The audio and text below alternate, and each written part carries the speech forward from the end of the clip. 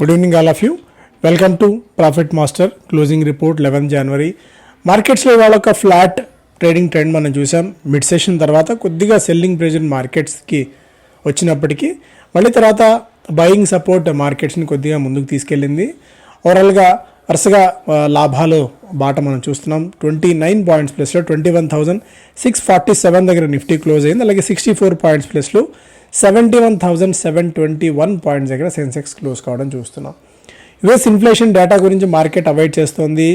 So దాన్ని guidance తర్వాత data వచ్చిన తర్వాత రేపు మార్కెట్ ఎలా బిహేవ్ చేస్తుందని మనం చూడాల్సిన అవసరం ఉంది. ఇవాళ మనం ముందుగానే అనుకున్నట్టు ఇన్ఫోసిస్ అండ్ టీసీఎస్ రిజల్ట్స్ కొద్దిగా మార్కెట్స్ని డ్రైవ్ చేసే అవకాశాలు ఉన్నాయన్నట్టుగా ఓవరాల్గా నిఫ్టీ ఐటీ ఇండెక్స్ అయితే ఒక 0.25% మేర నష్టాలతో ముగిసింది. ఇన్ఫోసిస్ నెంబర్స్ ఇప్పుడే వస్తున్నాయి అండ్ టీసీఎస్ నెంబర్స్ కూడా అయితే వచ్చాయి. టీసీఎస్ ప్రాఫిట్ ఒక 2% మేర మాత్రమే పెరిగింది when compared with last quarter. ఓవరాల్గా 27 రూపాయల డివిడెండ్ని కూడా ప్రకటించారు. 18 రూపాయల స్పెషల్ డివిడెండ్, అలాగే 9 రూపాయల మధ్యంతర డివిడెండ్, ఓవరాల్గా 27 రూపాయల డివిడెండ్ ఇప్పుడైతే వచ్చింది.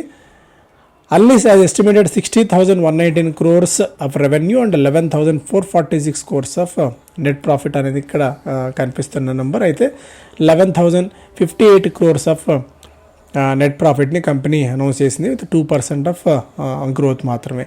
So when compared with street కొద్దిగా టీసీఎస్ నిరుత్సాహపరిచిందనే చెప్పుకోవచ్చు. ఇక రెవెన్యూ పాయింట్ ఆఫ్ వ్యూలో ఇంతకుముందు మాట్లాడుకున్నట్టు 60,583 crores of revenue with 4% plus when compared with last year same quarter. Operating margin 25% దాకా ఉంది. 0.5% మేర ఎక్స్పాన్షన్ అయితే ఉంది. సో మేజర్ న్యూస్ అయితే టీసీఎస్కి సంబంధించి. ఇన్ఫోసిస్ నెంబర్స్ కూడా ఒకసారి చూద్దాం. Infosys Q3 results Pat 6,106 crores అయితే ఉంది. అండ్ ఈటీ పోల్ అంటే కొంతమంది అనలిస్ట్ ఇచ్చిన పోల్ ప్రకారం 6,140 crores ఆఫ్ ప్రాఫిట్ అయితే ఎక్స్పెక్ట్ చేశారు. అయితే 6,106 crores ఆఫ్ ప్రాఫిట్ని కంపెనీ వెల్లడించింది. రెవెన్యూ 38,821 crores అయితే రెవెన్యూ ఉంది. 38,570 crores పోల్ ఉంటే మేబీ కొద్దిగా decent numbers of revenue, decent గ్రోత్ని ప్యాట్ విషయంలో కూడా ఇన్ఫోసిస్ కనబరిచిందని చెప్పుకోవచ్చు. Inline revenue inline, margin inline and PAT inline with street expectations అయితే ఇన్ఫోసిస్ కొద్దిగా అందుకోగలిగింది. అదొక పాజిటివ్ న్యూస్గా చెప్పుకోవచ్చు ఇన్ఫోసిస్కి.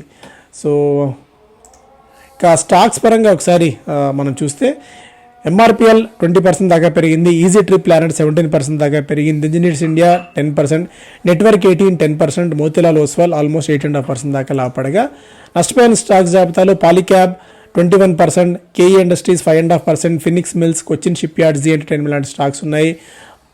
52 వీక్ హై హిట్ చేసిన వాటిలో ABB, Abbott, Alembic, Amber, Apollo hospitals ఉన్నాయి.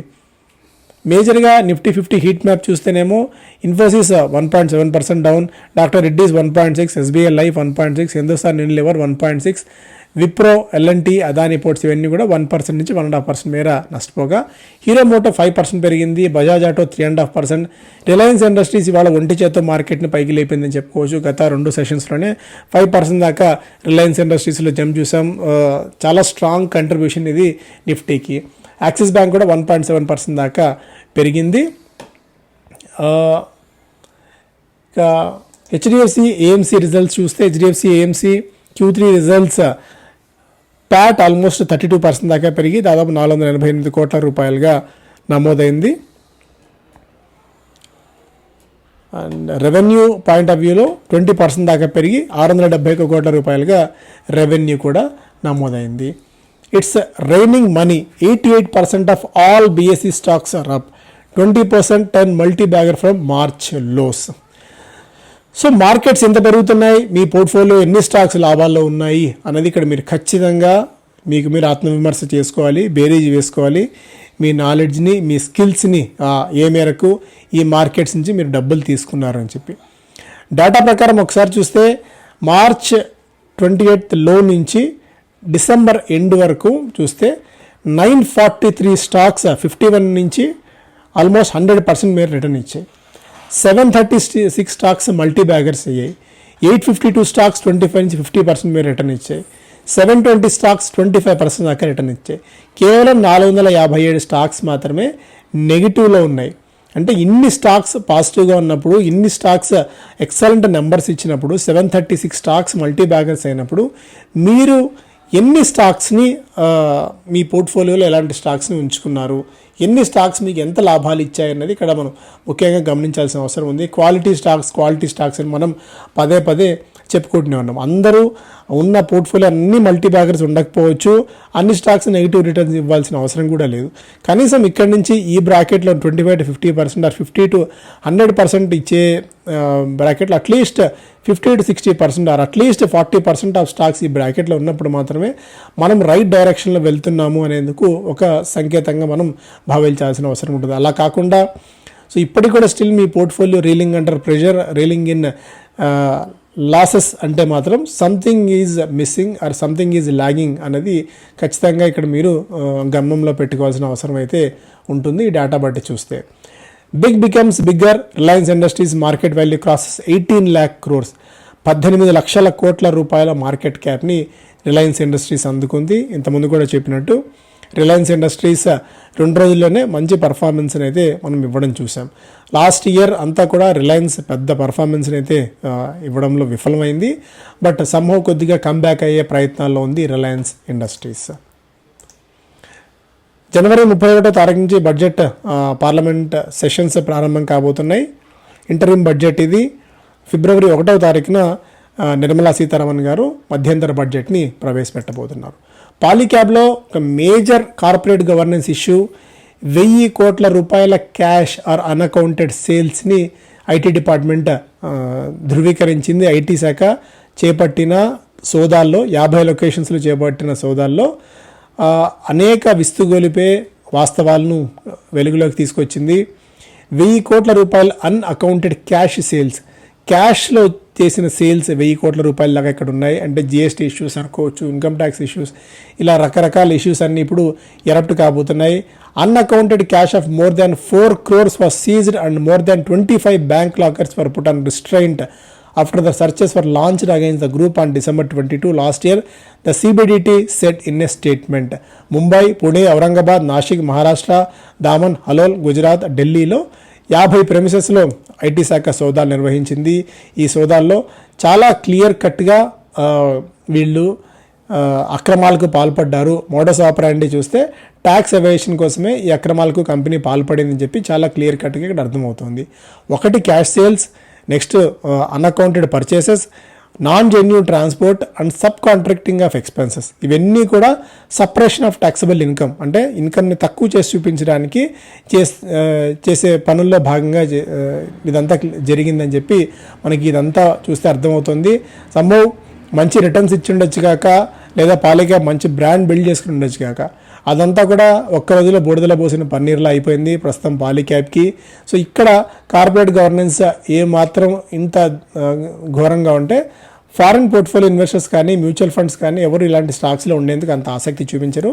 సో పాలీక్యాబ్ తనని తాను మళ్ళీ కార్పొరేట్ గవర్నెన్స్ విషయంలో మంచిగా ప్రూవ్ చేసుకోకపోతే తప్ప ఈ స్టాక్లో ఇప్పుడు మనం 20% పడింది కదా, 30% పడింది కదా అని ఇరుక్కుపోతే మాత్రం ఇంకా తెలిసిన ఇది మాత్రమే ఇది. ఇంకా క్యాన్ ఆఫ్ వామ్స్ అంటాం కదా, వన్స్ ఆ క్యాన్ ఓపెన్ అయిన తర్వాత అందులో వామ్స్ ఎన్ని ఉన్నాయో మనకు తెలియదు. ఇప్పుడు ఒక్క వామ్ మాత్రమే బయటపడింది.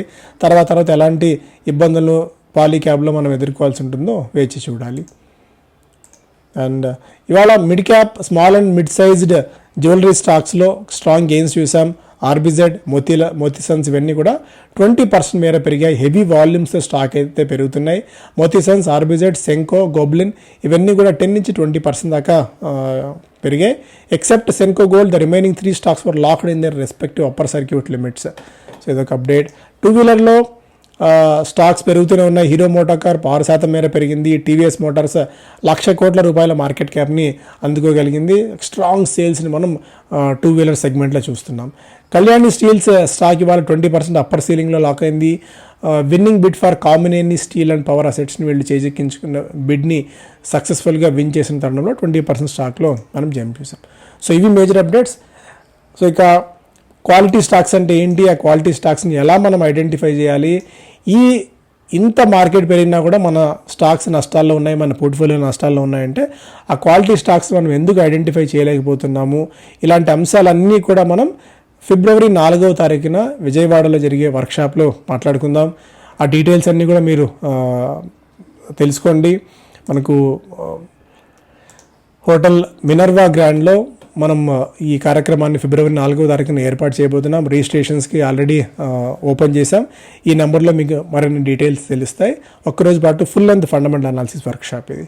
ఖచ్చితంగా హాజరయ్యే ప్రయత్నం చేయండి విజయవాడ చుట్టుపక్కల ఉన్న వాళ్ళందరూ కూడా. Thank you so much.